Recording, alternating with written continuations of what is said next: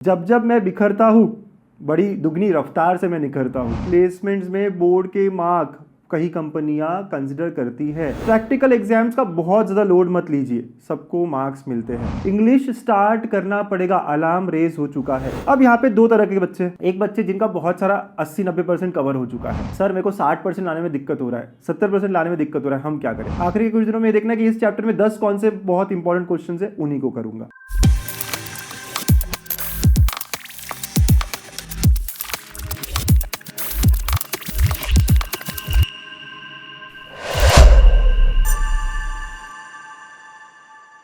Hello बच्चों, welcome to गणित अंक। बोर्ड एग्ज़ाम पास में आ गई है। नेक्स्ट माइलस्टोन हमारा बोर्ड एग्ज़ाम ही है। जेईई मेंस फेज़ 1 हो गया। एमएचटीसीटी की पढ़ाई कर रहा हूँ, क्या करूँ? क्या मैं पूरी तरह बोर्ड्स पे फोकस करूँ या अभी भी एमएचटीसीटी को ध्यान में रख के पढ़ाई करूँ? बहुत सारे कन्फ्यूजन्स, कई सारे क्वेश्चंस बच्चों के हैं।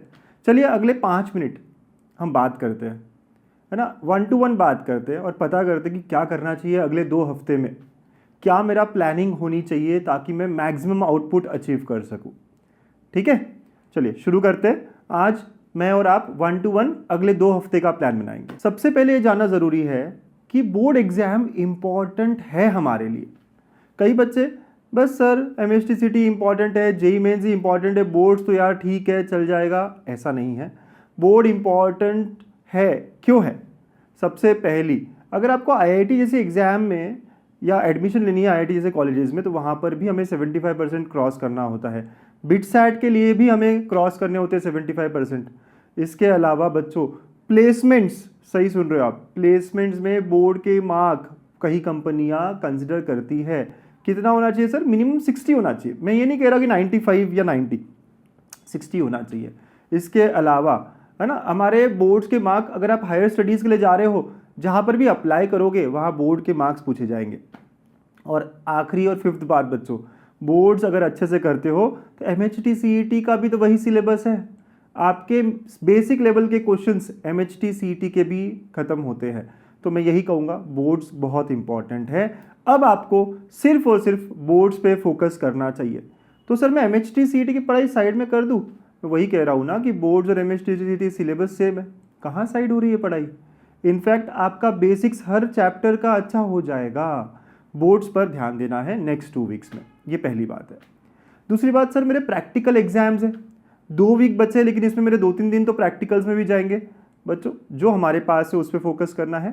प्रैक्टिकल एग्जाम्स का बहुत ज़्यादा लोड मत लीजिए, सबको मार्क्स मिलते हैं। जी हाँ, सही कह रहा हूँ मैं, सबको मार्क्स मिलते हैं। बस बेसिक काम जितना करना चाहिए हमें, प्रैक्टिकल्स कुछ कुछ पढ़ के जाने हैं, उसके अलावा वो लिखना कैसे है एग्जाम के टाइम पे, वो रीडिंग्स वगैरह सारा सही करके आना है।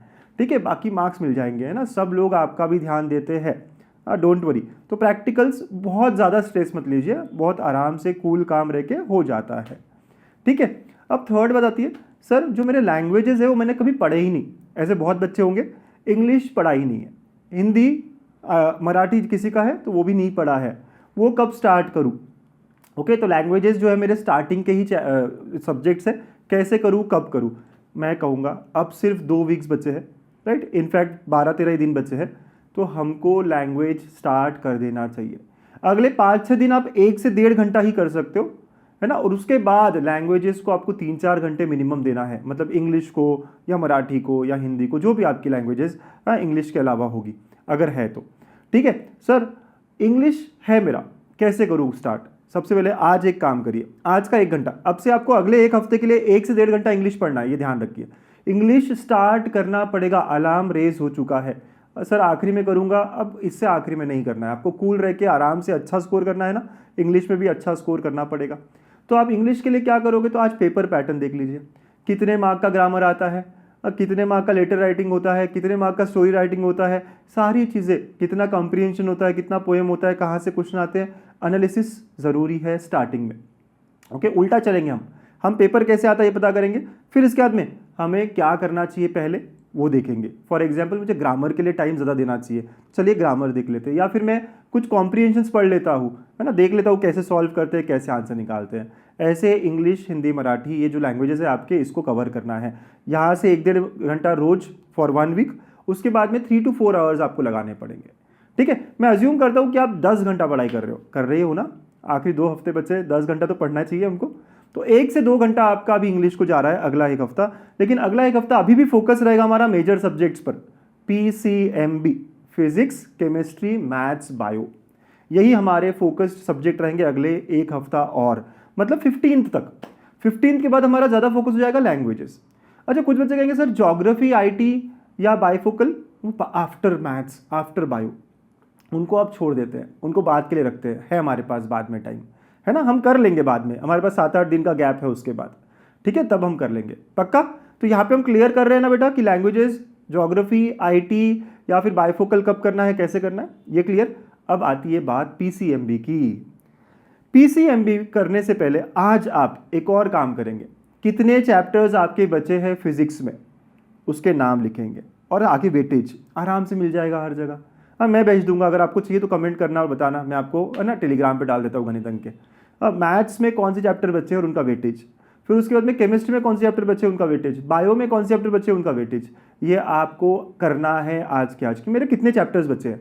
अब यहाँ पे 2 तरह के बच्चे, एक बच्चे जिनका बहुत सारा 80-90% कवर हो चुका है, उनको क्या करना है, वो रिवाइज करेंगे, है ना, वापस देखेंगे, जो चैप्टर्स उन्हें डिफिकल्ट लगता है एक और बार सॉल्व करेंगे, प्रैक्टिस करते रहेंगे, लर्न करने पे ध्यान देना है। फिजिक्स में डेफिनेशंस है, वो पॉइंट टू पॉइंट चाहिए, उस पर ध्यान देना है, कौन कौन सी डेफिनेशंस आती है, कौन कौन से इंपॉर्टेंट क्वेश्चंस है, सब डेरिवेशंस कौन कौन से हैं, केमिस्ट्री में वो रिएक्शंस कौन कौन सी है ना, इनऑर्गेनिक मेरा याद नहीं होता वो करूँगा, जो भी शॉर्टफॉल है, जो भी थोड़ा सा बचा है वो करेंगे।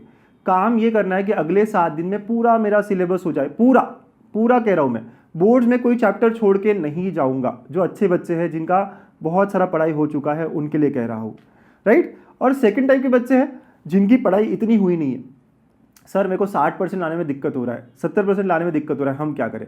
आपको ज़्यादा कुछ नहीं करना, मोस्ट इंपॉर्टेंट क्वेश्चंस करने हैं, मोस्ट इंपॉर्टेंट क्वेश्चंस। सर कहाँ से मिलेंगे मोस्ट इंपॉर्टेंट क्वेश्चंस, डिफिकल्ट हो रहा है, पिछले 3 साल के पेपर्स के क्वेश्चंस कर लो, 3 ही साल कह रहा हूँ, जिन बच्चों का 60 लाना मुश्किल है उनके लिए कह रहा हूँ कि उसमें कौन कौन से डेरिवेशंस आए हैं, उनमें कौन कौन से क्वेश्चंस आए हैं। मैथ्स के मोस्ट इंपॉर्टेंट क्वेश्चंस मैं दे दूंगा आपको टेलीग्राम पर, लेकिन बाकी सब्जेक्ट्स के भी अगर आपको चाहिए तो आप पिछले 3-4 साल के पेपर्स देख लो, बस इनफ है, राइट। इसमें डेरिवेशंस कौन कौन से, हर चैप्टर, सारे चैप्टर्स के मोस्ट इंपॉर्टेंट 10-12 क्वेश्चंस करोगे ना, बोर्ड्स में हमारे पास section B, section C, section D होते हैं, जिसमें काफ़ी ऑप्शंस होते हैं बच्चों, बहुत सारे ऑप्शंस होते हैं, पता है ना आपको।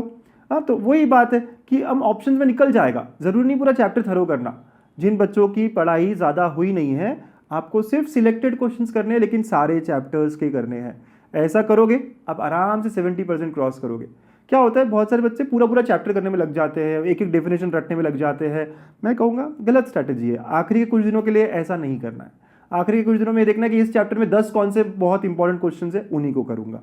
अगला चैप्टर 10 कौन से इंपॉर्टेंट क्वेश्चन है वही करूँगा। बहुत सारे यूट्यूब चैनल्स है जो आपको बताएंगे, जिस पे आप ट्रस्ट करते हो, देख लो, या फिर आपके टीचर्स से पूछ लो जहाँ आप पढ़ रहे हो, जो भी कोचिंग में आप पढ़ रहे हो, कि सर इस चैप्टर के 10 इंपॉर्टेंट क्वेश्चन दीजिए मुझको, डेरिवेशंस कौन से इंपॉर्टेंट है सर ये बता दीजिए मुझे, बड़े आराम से बता देंगे। मैं कह रहा हूँ ना, मैथ्स में बता दूंगा आपको, ठीक है।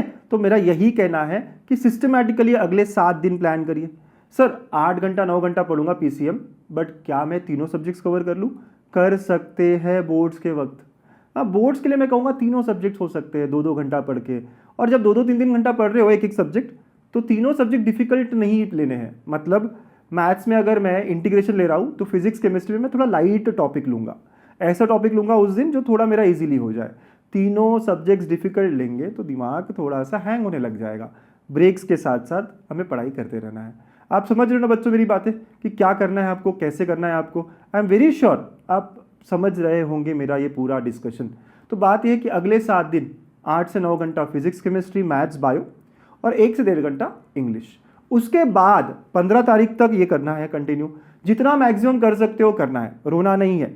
बहुत सारे बच्चे कहते हैं सर मेरे साथ ही क्यों ऐसा होता है, why me, I would say try me कहो, कि सर मेरे साथ जो भी हो मैं अच्छा करके दिखाऊंगा, है ना। कहते हैं ना वो, जब जब मैं बिखरता हूँ बड़ी दुगनी रफ्तार से मैं निखरता हूँ, वही हमें करना है, राइट। तो अगर मेरा कुछ हुआ भी नहीं है, ज़ीरो हूँ सर मैं, फिर भी कॉन्फिडेंस के साथ अगले 7-8 दिन काम करूँगा और मेरा बहुत कुछ कवर हो जाएगा। और जैसे 15 आता है उसके बाद आपको 4 से 5 घंटा इंग्लिश पे ध्यान देना है। लिख लिख कर, सिर्फ पढ़ना नहीं है इंग्लिश को, लिख लिख कर कि कैसे लिखा जाता है, क्या क्या स्पेलिंग मिस्टेक्स हो रही है, ईमानदारी से वैसे ही फिजिक्स केमिस्ट्री में भी डेरिवेशंस लिख लिख कर, मैथ्स में भी प्रूफ्स लिख लिख कर देखने हैं, कैसे लिखते हैं, क्या लिखते हैं, किस तरह का पेपर पैटर्न होता है ना, कहाँ कहाँ मुझे गलतियाँ हो रही होती है, उसको इम्प्रूव करना। सर मैं पूरा फुल पेपर दूँ क्या वगैरह वगैरह, बोर्ड्स में इतनी ज़रूरत नहीं इन सब चीज़ों की, है ना। एक एक पेपर भी अगर आपने दिया होगा, जो कि दिया ही होगा प्रीलिम्स में वगैरह, तो that gives me enough practice कि लिखना कैसे क्या। लेकिन हाँ, आप सॉल्व जब करते हो तब लिख लिख कर करना है। पूरा पेपर मॉक टेस्ट की तरह देने की अब कोई ज़्यादा ज़रूरत है नहीं। अगर आपकी पूरी तैयारी हो गई है तो आप कर सकते हो, अगर, लेकिन पहले फोकस होना चाहिए पूरा सिलेबस को कवर करना, ताकि हमारे बेसिक्स MHT CET या JEE मेंस जैसे एग्जाम के लिए ठीक रहे हर चैप्टर के। हमारा मेन एम वही है, MHT CET और JEE मेंस, लेकिन बोर्ड्स में सारे चैप्टर्स करूंगा, कोई चैप्टर नहीं छोड़ूंगा, ये आपका ध्यान होना चाहिए बच्चों। आप मेरी बात समझ रहे हो ना, पक्का? हाउस द जोश? Hi sir. बच्चों अगले 15 दिन खूब मेहनत करो, और याद रखो केमिस्ट्री और मैथ्स में गैप कम है, ज़्यादा फोकस यहाँ होना चाहिए। इंग्लिश के बाद फिजिक्स में 5-6 दिन का गैप है, वहाँ हम 1-2 चैप्टर कवर कर सकते हैं, लेकिन केमिस्ट्री मैथ्स 1-1 दिन का ही गैप है। तो ये हमें यहाँ जो है चैप्टर्स सारे मेरे अभी होने चाहिए, प्रायोरिटी वैसी देनी है कि केमिस्ट्री के कौन से चैप्टर्स बचे हैं, मैथ्स के कौन से चैप्टर्स बचे हैं, पहले उनको करता हूँ। फिजिक्स के चैप्टर थोड़े थोड़े करूँगा, वो 5-6 दिन है, उसमें भी बहुत टाइम मिलेगा, राइट। इस तरह का कोई लॉजिक लगाना पड़ेगा ना हमको, तभी तो हमें मैक्सिमम आउटपुट मिलेगा। कम में बम करना ही करना है हमको, ठीक है। चलिए, बहुत अच्छे से कूल काम रहकर बिल्कुल आराम से हंसते खेलते अपनी पढ़ाई पे फुल फोकस रखिए, सारे डिस्ट्रैक्शंस को बाहर कर दीजिए, बहुत अच्छा आप कर सकते हैं। एम ये रखना है कि 80-85 प्लस लाना है बोर्ड्स में, 90-95 का मत सोचिए, अगर पूरी तैयारी हुई तो बहुत अच्छी बात है, लेकिन 80-85 लाना आसान है, ठीक है। तो ऑल द बेस्ट, और अगर कोई भी दिक्कत आ रही हो, कोई भी प्रॉब्लम आ रहा है तो कमेंट करिएगा।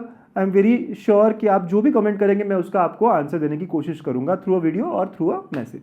Thank you and take care. अच्छे से पढ़ाई करते रहो बच्चों।